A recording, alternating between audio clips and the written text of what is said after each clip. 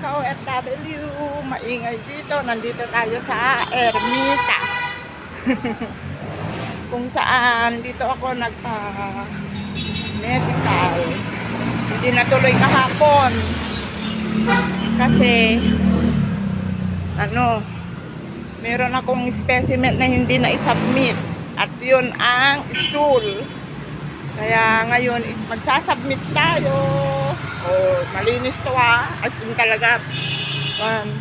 Ganyan talaga ang sakripisyo ng isang OFW. Nandito ako sa Ermita, Mabini Street. At magsasubmit tayo ng kulang ko kahapon. Maingay. Servisya na po.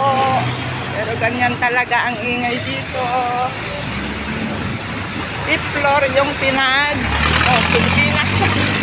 Fifth-floor yung pagsasubmitan natin. Samahan niyo ako.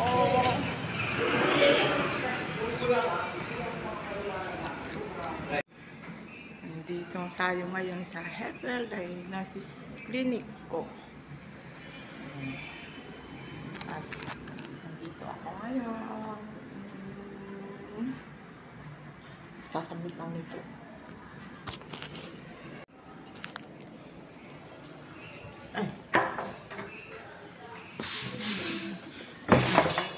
Hello sir. Submit ko lang yung kulang ko kahapon. Opo.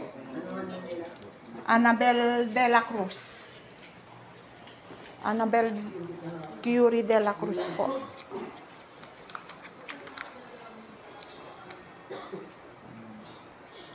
Yun lang naman yung kulang. Opo. So, ipasok ko na.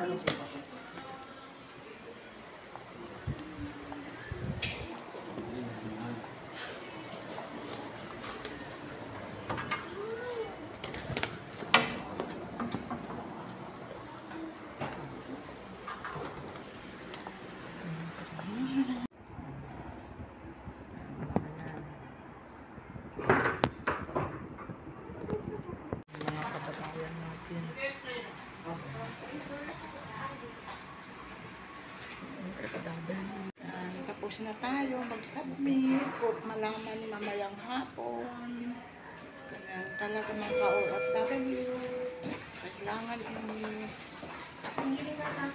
Bye-bye. Salamat sa pag-bye-bye sa video ito.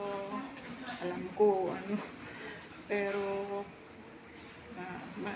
hindi kasi pwedeng mag-video dun sa loob. Dahil tinakas ko lang kasi. Alam mo nyo naman ang mga ka-OFW madiskarte.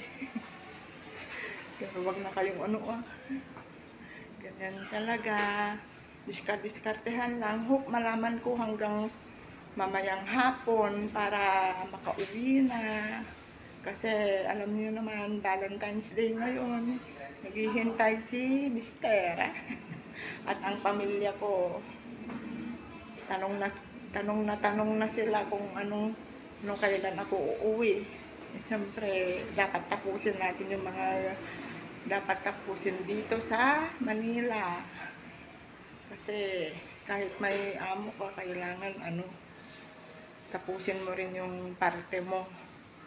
Bye-bye mga ka-OFW. I love you. God bless.